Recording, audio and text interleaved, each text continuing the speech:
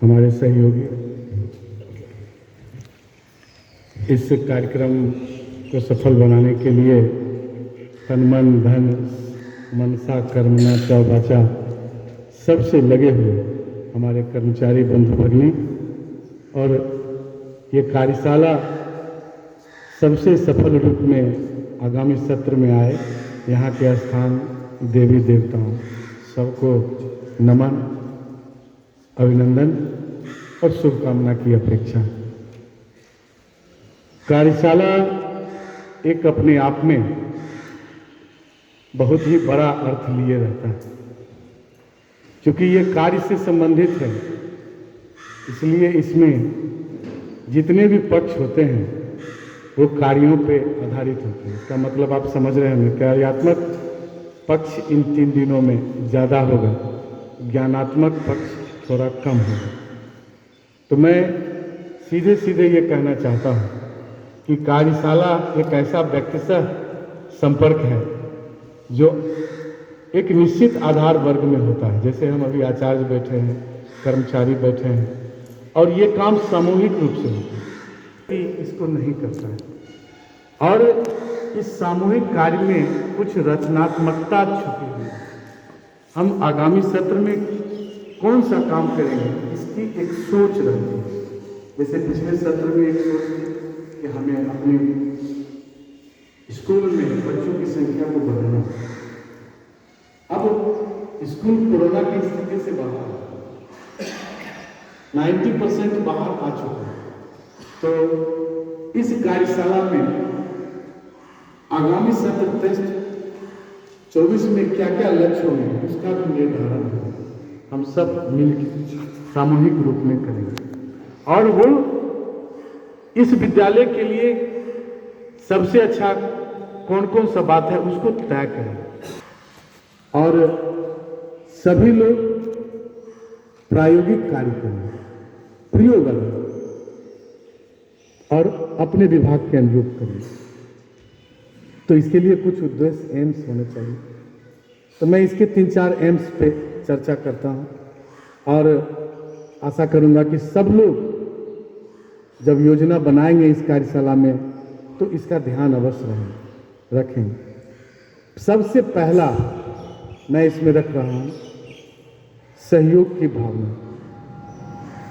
सहयोग की भावना का विकास, क्योंकि हम अकेले बहुत कुछ करते हैं, लेकिन जब हम समूह में करते हैं तो प्रत्येक लोगों की क्षमता, उनकी विद्वता, उनकी कार्यशैली से सीखते हैं। और जब सिखाने वाला तत्पर रहता है और सीखने वाला तत्पर रहता है, तो अभी आपने मन से सुना कि हमसे बहुत सारे चीजों में अनंत जी बहुत आगे है,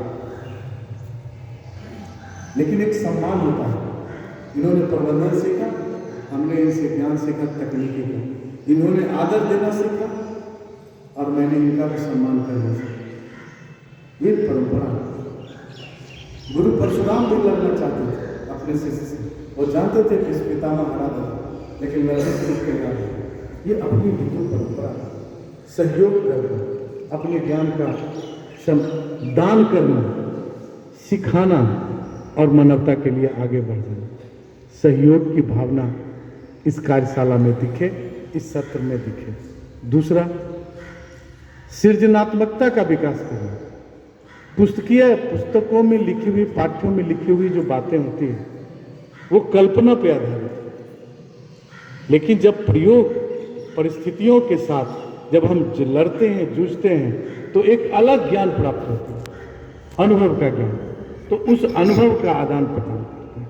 बहुत सारी डिग्रियां, जो भी दुनिया के बड़े बड़े फिलोसफर हुए हैं, वो कभी ऑक्सफोर्ड हार्वर्ड में नहीं पढ़े, और जो हार्वर्ड में पढ़ रहा है उसका हाल क्या है अपने देश में जान ही रहे हैं। तो इसलिए अनुभव का ज्ञान, अनुभव की पाठशाला में जो बातें आती है उसको हम एक दूसरे से बांटें, सहयोग करें एक दूसरे का, समरसता दिखे।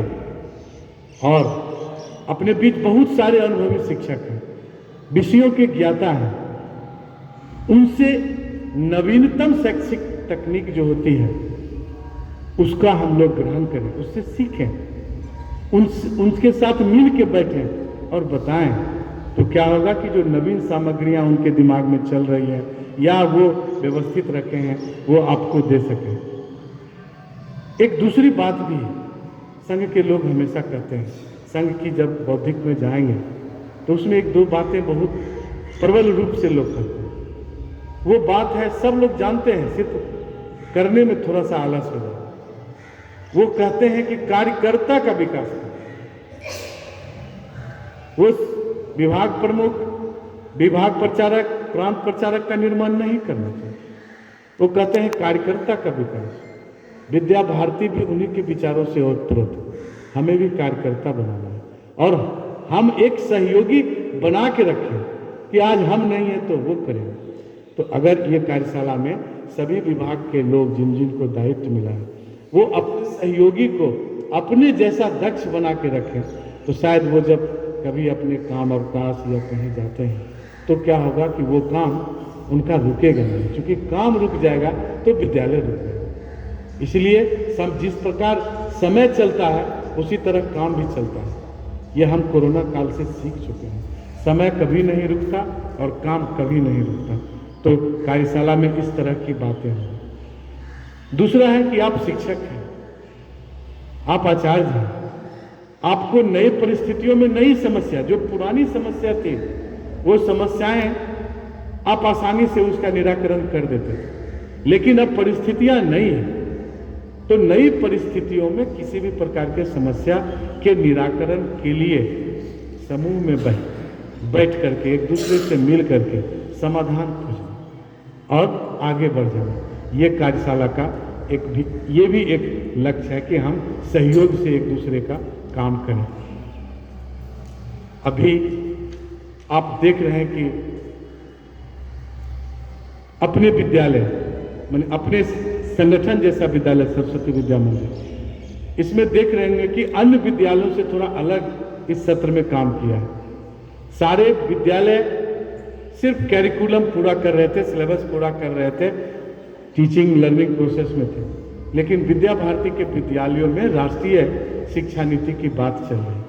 हम में से शायद ही कोई है जो कि किसी एक भी सेमिनार में राष्ट्रीय शिक्षा नीति में सहभागी नहीं हुआ। सारे लोग किसी न किसी रूप में वक्ता के रूप में रहे हैं, श्रोता के रूप में रहेंगे या ट्रेनर के रूप में रहे हैं। तो इसका एक ही उद्देश्य है कि हमारे देश की जो शिक्षा व्यवस्था है, शिक्षण की पद्धतियां हैं, वह टीचर सेंट्रिक हो गई थी, अब वो स्टूडेंट सेंट्रिक होनी चाहिए। तो इस बात के लिए भी हमें तैयार रहना होगा कि शिक्षण की जो नवीन प्रविधियां हैं वो सत्र आएगा उसमें बताएं कि हम इस तरीका से किए तो एक लाइन में समझ गया बच्चा, हम और नवीन तरीकाओं से इसमें किए हैं तो वो समझ गया बच्चा। तो एक दूसरे से इसको बांधना और एक और हर किसी में क्षमता, मैं व्यक्तिगत रूप से आह्वान करता हूं इसका, क्योंकि ये प्रस्तावना में है कि अगर हम कर रहे हैं तो कुछ हर लोगों में क्षमताएं समान हैं। किसी एक गुण पे जिसने ध्यान दिया उसका वो विशेषज्ञ बन जाता है, लेकिन ऐसा नहीं है कि जो गुण उनमें नहीं है उसका विकास नहीं हो सकता। अभी आया था बात, अनंत जी फिजिक्स मैथमेटिक्स के बहुत अच्छे शिक्षक, और एक बार मेरे साथ गए थे, इनको केमिस्ट्री में धकेल दिया, इन्होंने ना नहीं कहा। आज केमिस्ट्री के भी विशेषज्ञों में क्षमताओं का विकास, आपको पता नहीं कि आप में कौन कौन सी क्षमताएं हैं, इसलिए अवसर मिले तो उसका विकास करें। आपको लग रहा हो कि हमारे विभाग प्रमुख प्रवासी कार्यकर्ता हैं, लेकिन जब इनको दायित्व मिला तो दक्षिण बिहार का सबसे बड़ा और सबसे विषम परिस्थितियों वाला विभाग भागलपुर विभाग है, और इन्होंने 2 सत्रों में सफल नेतृत्व प्रदान किया। अब किसी भी विभाग में जाएंगे तो इनको कोई दिक्कत नहीं होगी। अब हम लोग बोलने भी लगे हैं कि ये हमारे विभाग प्रमुख, क्योंकि एक विभाग प्रमुख की जितनी कल्पनाएं होती है वो सब इनके द्वारा प्रदर्शन हो रहा है, चाहे वो जिम्मेदारी हो, चाहे वो संगठनात्मक विकास हो, चाहे दायित्व का बोध हो, तीनों ये कर रहे हैं। इन्हें डायरेक्ट नहीं बनाया गया, लेकिन इन्होंने क्षमता का विकास किया। इसलिए अगर किन्हीं लोग को कोई दायित्व नया मिलता है या कोई पुराना दायित्व ही पुराने रूप में मिलता है, तो नवीन परिस्थितियों के लिए सीख कर करना, विकास करना और विद्यालय विकास के लिए तैयार रहना, यही आज की प्रस्तावना है।